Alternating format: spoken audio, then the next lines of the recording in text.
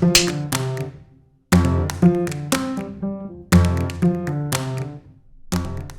Charlie, you mentioned in your intro how you rediscovered Tove Jansson's work after falling in love with her novel in your 20s. I'd love to hear if there was a particular chapter, character, or moment where you, in the book, where you thought, yes, this needs to be a film and I need to make it. Yeah, it's interesting. It's not, because there's not a lot of narrative, as you can tell.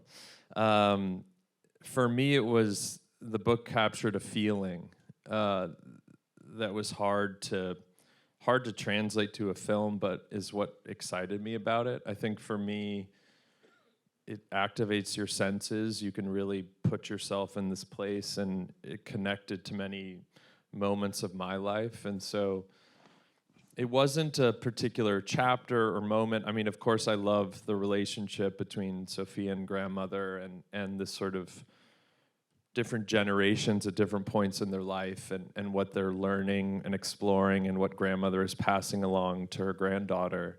I mean, that's such a beautiful part of the story.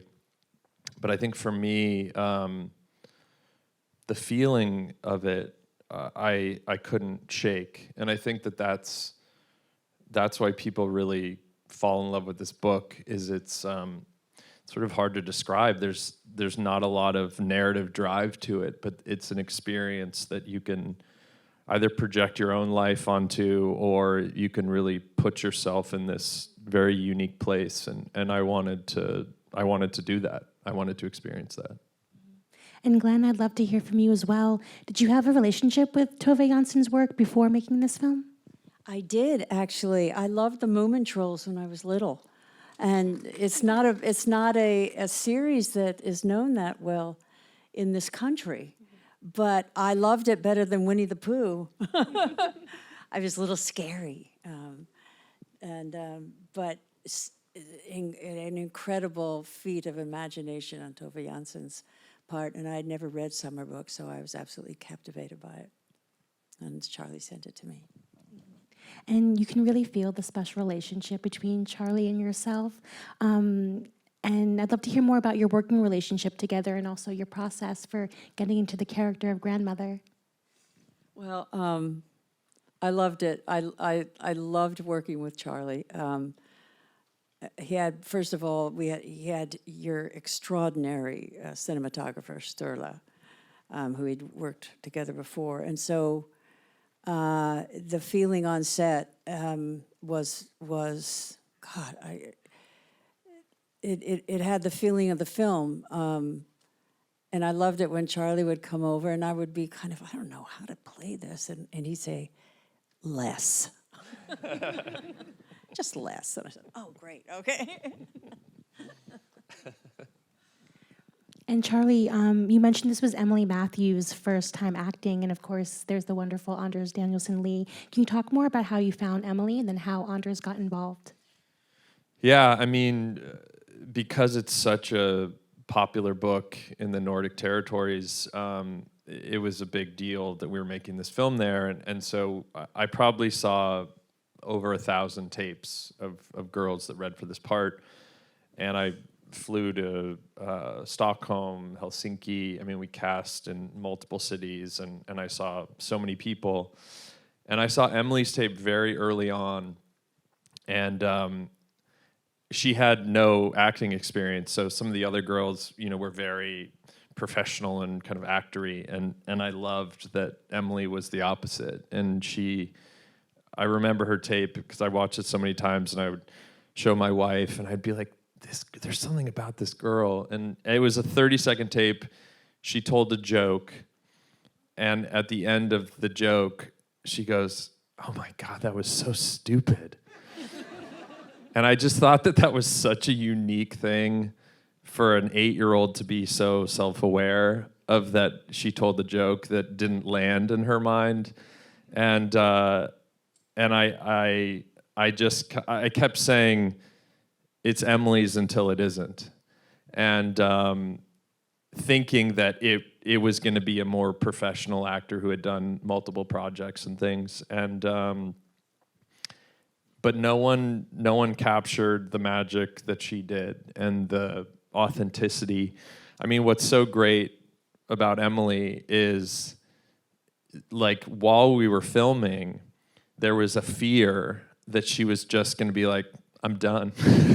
You know what I mean? Like, in a great way, in a way that's like, she's not being pushed into this situation by her parents, or like, she's not like obsessed with being famous or an actor. Like, she found, I think, the process of playing a character interesting.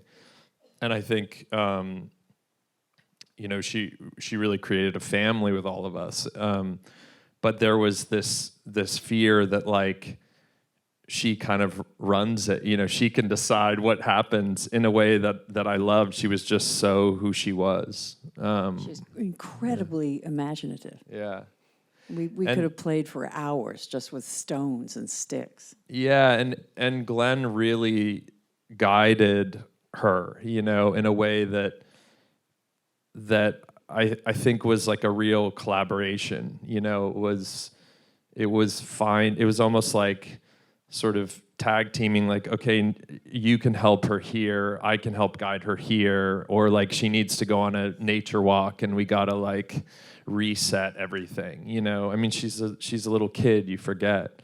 And she would yawn in the middle of takes, and she would just be bored while we're shooting, and that's what made it magical. It's what kind of always kept us on our toes and made the experience really special. And the location is absolutely stunning. Can you talk about scouting and finding this remarkable place, Charlie? And then for both of you, were there any particular challenges or maybe conversely magical alignments that happened while shooting there and on film? It's basically what boat you got to go over on or back. There's fast boats. There's a super fast boat. Yeah. That was for Emily because we had 8 hours with her. So it was like she got on this boat that, like, I think it was like 10 minutes back to the mainland. The normal boat was like almost an hour. So that's how fast it was. But yeah, I mean, it lives and breathes. It has a mind of its own. We shot in 22 hours of daylight. It's a very unique, stunning place. So you're sort of living the experience of these characters. And we'd be in the middle of a scene and a storm would come through and like take out the dock or something, like it just, or you'd hear at lunch that the propeller on our main crew boat fell off and we don't know how we're going to get back. So it was truly a adventurous, wild experience, but in a way that made things very alive, and Sterla and I spent 3 weeks on the island before we started shooting, and we just were little kids walking on the rocks, at like 6 a.m., at noon, at midnight, and just sort of seeing what it felt like at different hours, and we built the visual language based on that experience and what the island was giving us. It was kind of crazy because, you're on an island, which is not a director's idea of a perfect location, getting everybody on and off every night. And then also I had at least 2.5 hours makeup and a child that could only work 8 hours a day. So it was wild. And wild. Glenn actually, like at the very end of the shoot, started sleeping in the little room, and I'd get these like text messages at like 3 a.m. being like, "Look at the light coming up," and and it was amazing. We'd give her like a plate of food with some tinfoil on it and be like, "See you in the morning." It was special. It's one of those where you can try to explain it to people, but you can't quite convey the feeling and experience. It was very camp-like, but we were so far, for people here, we're so far off the grid there, it's very normal, but we're east of Helsinki, we're 45 minutes to the Russian border. I mean, we are about as far away from here as you can go, and that made a magical experience. What was the timeline like for constructing? You constructed the house on the island that you guys filmed in. What was that like? And then also the production design of going into, the immaculate production Yeah, design. I mean, Lena Nordquist, our production designer, who during all of this was 8 months pregnant on this island with like no infrastructure. She's unbelievable and built the house from scratch. Would find out where there were old houses that were coming down and go collect that wood, and then we would transport that wood to the island, and then that would be on a big boat. Then you'd take a smaller boat to get into our little cove, and I mean, it was wild. The whole thing was wild. But yeah, we built the house. I think it was like 8 weeks from start to finish, but I mean, yeah, Glenn, it must have been an interesting experience for you to show up, and then all of a sudden you're like in this family's house that there's so much history there, and I think Lena did an amazing job of even, opening drawers. There's all this stuff that's so authentic to Finland and the time period of the 70s and all of this, which, I never said I'm going to shoot in the drawer, but she created a world, I think, to help the actors feel it. It was also helpful to meet the real Sophia grown up, who was Tove Jansson's niece. And we went to Tove Jansson's studio, and that was really wonderful to see. And we were trying to figure out what kind of walking stick I should have, and the prop guy gave all these things. I said, just didn't feel right. So called Sophia up, and the stick I use is actually the stick that her grandmother used.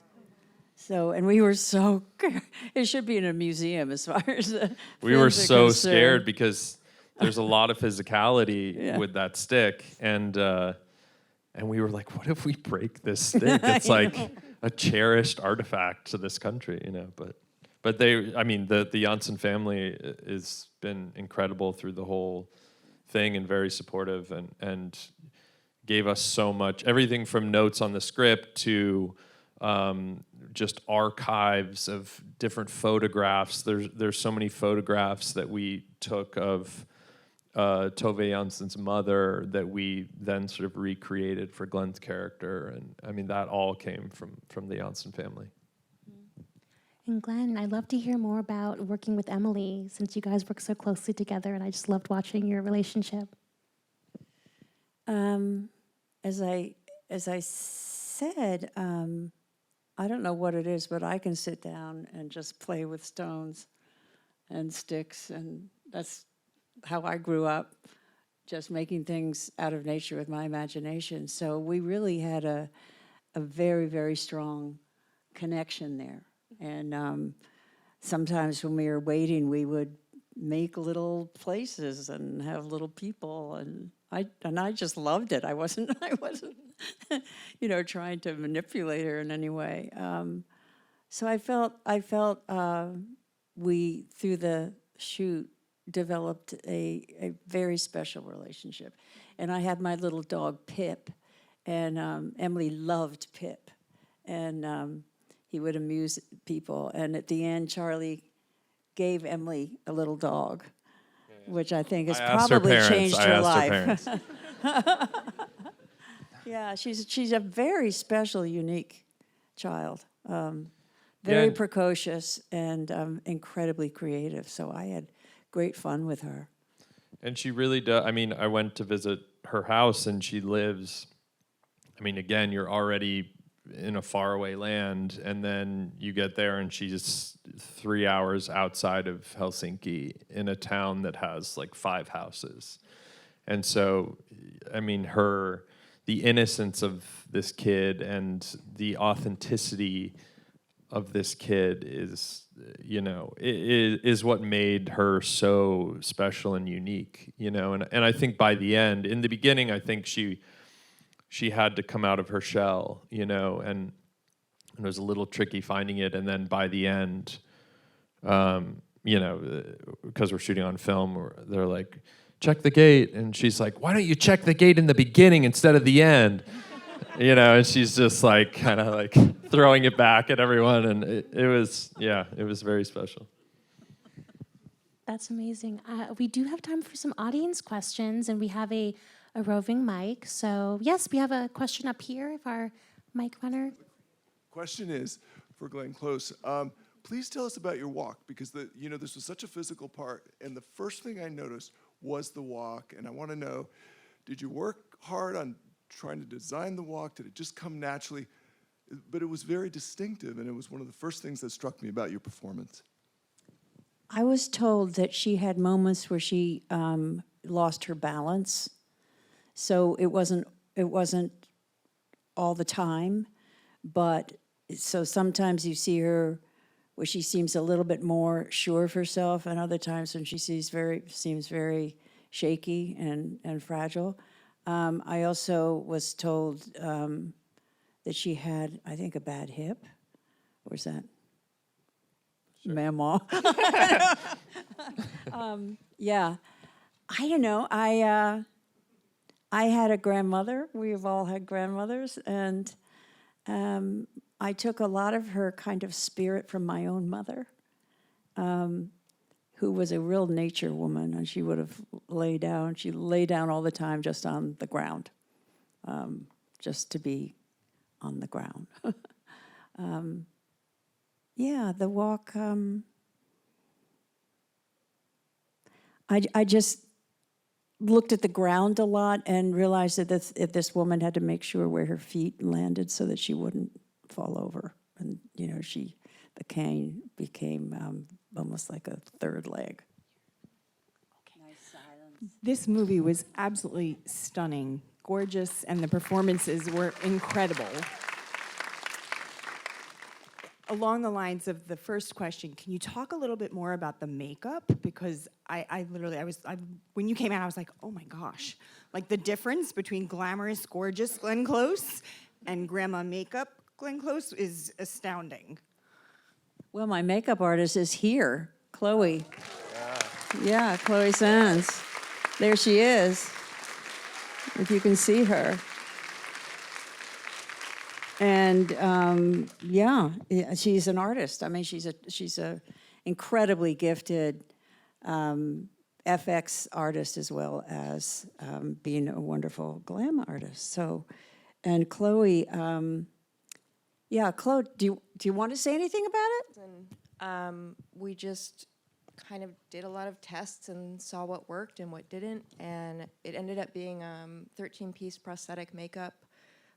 Created by Autonomous Effects, Jason Collins. And I think we totaled, at the end of the film, Glenn had spent 4.5 full days in the makeup chair. So it was just something that really organically happened, I think, between us, and it was really special.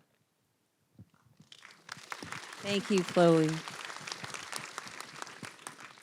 Riley, I think I saw a hand back there. Yes. I was just curious with Glenn how she got her start. I always get curious how these great actors have their starts, and you're one of them. I went to the College of William and Mary in Williamsburg, Virginia, and I was a 22-year-old freshman because it's so complicated I can't even tell about it, but by the time I got to college, I was 22. I'd known since I was 8, 7 that I wanted to be an actress. So I walked straight into the theater department. They had a triumvirate of wonderful professors. I had 4 years of theater training at William & Mary. And then my senior year, I went got some regional to some regional and then final auditions. And from those auditions, I got my first job in New York. That was with a company called the Phoenix Theater Company, and we did 3 plays on Broadway, and I was an understudy for all 3 and had little tiny parts in all 3. And in the first one, it's a long story. In the first one, it was a restoration comedy directed by Hal Prince, and he actually let the leading lady go after the second New York premiere and put me on, and I went on having not had any understudy rehearsal. But I was so green and so hungry, and that I had somehow miraculously learned the lines, because you usually don't have understudy rehearsals until after show has opened. And I went on that night, having gotten my equity card 7 weeks before. So that was my beginning. And then after that, because we had 2 more plays, I went from the star dressing room on the stage level up to the 4th floor attic dressing room again. And it was the best lesson anyone could learn. Number one, that my chance came from someone else's tragedy, really, to be fired like that. And then I did as best I could, and then went back up and said, well, now I really have to prove myself. So I did theater for 6 years before I did my first movie, which was The World According to Garp, which George Roy Hill saw me in a play. Yeah. Thank you. What have been some films and filmmakers that have been influential to you in your work? Well, this, if you compare this film to what I've done before, it's incredibly different. So this was a different sort of inspiration.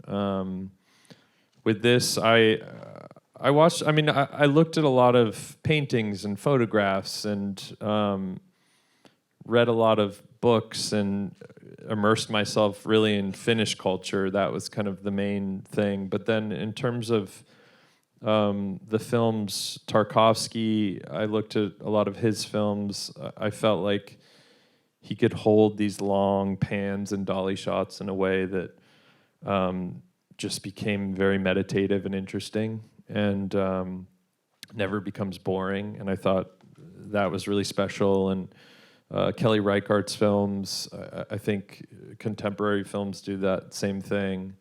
Of course, Bergman, and as a person of that place and sort of capturing that scenery, of course, he was an inspiration.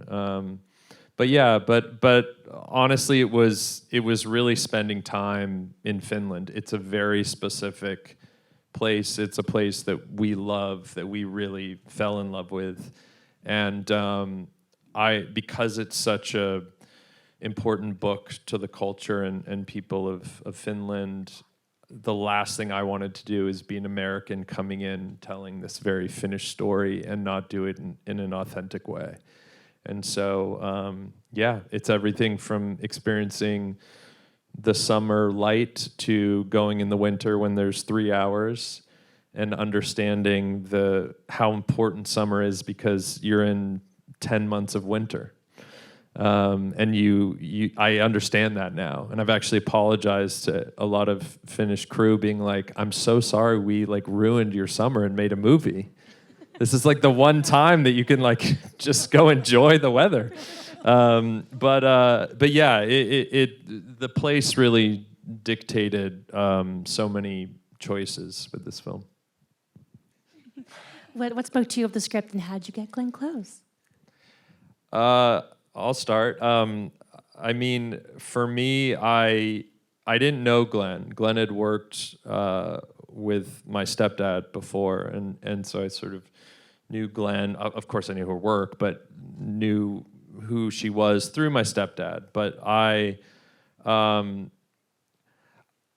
knew that Glenn didn't live in Hollywood. I knew that she lived a life outside of the industry. And I knew that she had spent time in Maine. I knew she lived in Montana. And in my mind, I believed that she would connect with this character and with this story. Of course, I didn't know that. And when you go to an actress of Glenn's caliber, you expect to not end up working with the person because they are who they are, and they have so many opportunities. And so this is a little film, we're coming to Glenn, but I really felt like she would connect with this part. And I tried to imagine, okay, if Glenn doesn't want to do it, who is this character? And I couldn't think of another person that could also get the film made, And so I went to Glenn and I said, I see you in this part, and if you don't want to do this film, I'm not going to make it. And so this is the shot. And thank God she said yes. But yeah, that's what it was for me. I was just very sure that it was Glenn. There was no one else in my mind that I wanted to go on this experience with, but also that I felt like could understand and connect to this character. I think, did we meet first Zooming? I think we Zoom, did, yeah. Yeah. Well, it means a lot to me when somebody says, if you're not going to be in it, I'm not going to make it. And it's not, I didn't feel pressured by that. But that, and I had seen Charlie's movies, and I really, really think he's an incredibly gifted director.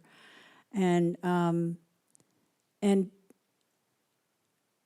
to be wanted like that is very moving, basically. And so I respected that. And when I read the script, it, of course, really did speak to me. And it became one of the most wonderful experiences of my career, just where we were, who the team was, and the story. And I also love it when writers, directors give actors space for silence. I find that incredibly valuable. So this certainly had that. Amazing. Well, Charlie, Glenn, thank you so much for your amazing film, and thank you, everyone. Thank you, guys.